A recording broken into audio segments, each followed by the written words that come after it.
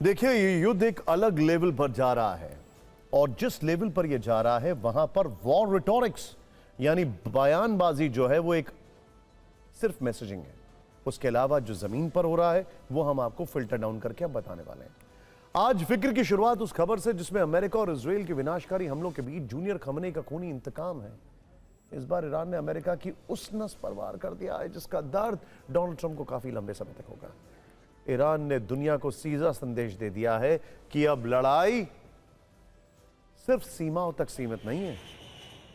ध्यान से देखिएगा ये बात, अब लड़ाई सिर्फ सीमाओं तक सीमित नहीं रहेगी, अब वार वहां होगा जहां दुश्मन सोच भी नहीं सकता।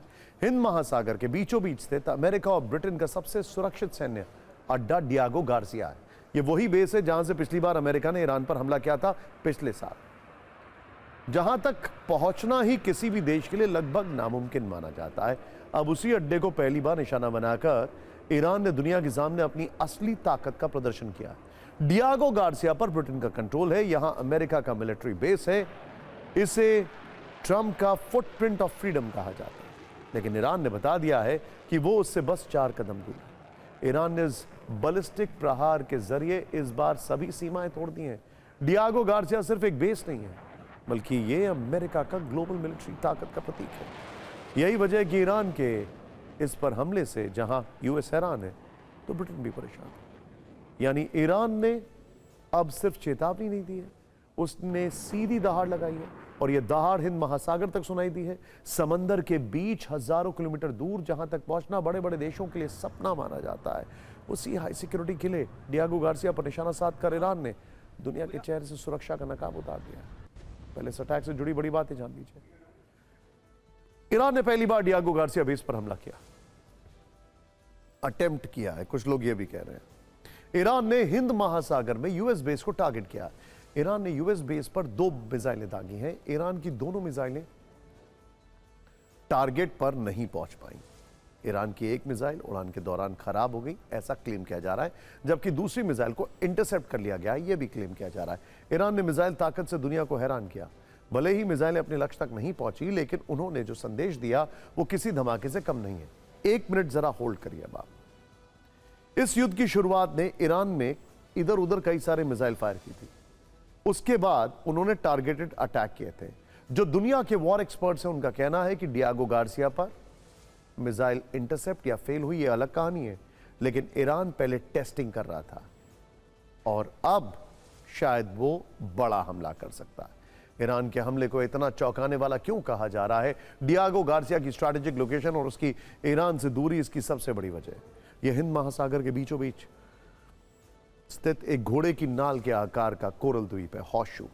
डियागो गार्सिया की असली ताकत उसकी लोकेशन है। यह पश्चिमी एशिया, दक्षिण एशिया और अफ्रीका के बीच में। यह कोई साधारण बेस नहीं है, बल्कि एक फुल पावर सैन्य हब है।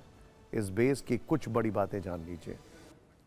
डियागो गार्सिया को एशिया में अमेरिकी ताकत का सेंटर कहा जाता है। यह हिंद महासागर में है। इसकी भारत से दूरी 1800 किलोमीटर है। मॉरिशस से दूरी 2100 किलोमीटर है, जबकि ईरान से 4000 किलोमीटर है। यह होमो स्ट्रेट और मलाक्का स्ट्रेट के बीच में पड़ता है। इसका क्षेत्रफल करीब 32 वर्ग किलोमीटर है। रिपोर्ट्स के मुताबिक यहां करीब 3000 अमेरिकी सैनिक हैं। यहां अमेरिकी बॉम्बर्स भी तैनात किए गए हैं। यहां अमेरिकी स्पेस फोर्स के रेडार हैं। इसके अलावा यहां सैटेलाइट ट्रैकिंग सिस्टम भी है। इसके साथ ही यहां 3 KC-135R एरिया रिफ्यूलिंग टैंकर भी हैं। 2 C-130 और HC-130J ट्रांसपोर्ट एयरक्राफ्ट है और B-8A पोसाइडन और जासूसी एयरक्राफ्ट भी यहां पर मौजूद है। इस बेस को अमेरिकी ऑपरेशन का लॉन्च पैड कहा जाता है, क्योंकि डियागो गार्सिया से लंबी दूरी के बमवर्षक विमान उड़ान भर सकते हैं। बीच रास्ते में रिफ्यूल होकर सीधे टारगेट तक पहुंच सकते हैं। अफगान वॉर के समय अमेरिका ने इसका खूब इस्तेमाल किया था और ईरान ने डियागो गार्सिया पर हमला कर डोनाल्ड ट्रंप को बता दिया कि अगर तुम हमारे दरवाजे तक आ सकते हो तो हम तुम्हारे घर तक पहुंच सकते हैं। लेकिन आखिर ईरान ने 4000 किलोमीटर दूर तक हमला कैसे किया? क्या ईरान अपनी मिसाइल शक्ति से पूरा यूरोप दहला सकता है? ट्रंप ने कुछ दिनों पहले क्यों कहा था कि ईरान ऐसी मिसाइलें बना रहा है जो वाशिंगटन पहुंच सकते हैं? फिक्र की इस रिपोर्ट में देखिए। कुछ दिनों पहले ही CIA डायरेक्टर जॉन रेडक्लिफ ने यह कहकर सनसनी मचा दी थी कि अगर ईरान को रोका नहीं गया तो उसकी मिसाइलें अमेरिका तक भी पहुंच सकती हैं। लेकिन इस बार ईरान ने अमेरिका तो नहीं बल्कि 4000 किलोमीटर दूर डियागो गार्सिया में उसके बेस पर हमला कर पूरी दुनिया को चौंका दिया। ये हमला पूरी तरह से भले ही सफल ना रहा हो, लेकिन ईरान ने अपनी मिसाइल शक्ति का जो प्रदर्शन किया उससे सभी हैरान हैं। आप भी ईरान की मिसाइल शक्ति के बारे में जान लीजिए। ईरान के पास है खुर्रम शहर मिसाइल, रेंज 3000 किलोमीटर। ऐसी 100 मिसाइलें उसके पास है। ईरान के पास सेजल मिसाइल है, रेंज 2500 किलोमीटर। ऐसी 150 मिसाइलें हैं। ईरान के पास 2000 किलोमीटर रेंज वाली 100 खैबर शिकन मिसाइल हैं, 1800 किलोमीटर रेंज वाली 200 गद्र मिसाइल, 1700 किलोमीटर रेंज वाली 100 इमाद मिसाइल हैं। ईरान के पास 150 फतह मिसाइल है जो 1500 किलोमीटर तक मार कर सकती है। ईरान के पास 1300 किलोमीटर रेंज वाली 300 शाहाब मिसाइल हैं। अब सुनिए सबसे चौंकाने वाली बात।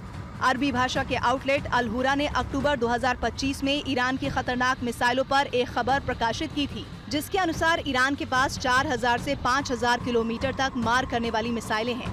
यहाँ तक कि ईरान 10,000 किलोमीटर तक भी मिसाइल से हमला कर सकता है, जिस पर अभी परीक्षण चल रहा है। अल हुरा की रिपोर्ट के मुताबिक 2025 में इजराइल के हमले के बाद ईरान ने मिसाइलों की रेंज बढ़ाने पर तेजी से काम किया था।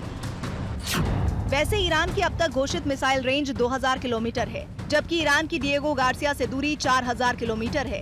तो क्या ये मान लिया जाए कि ईरान यूरोप तक हमला करने में सक्षम हो गया है?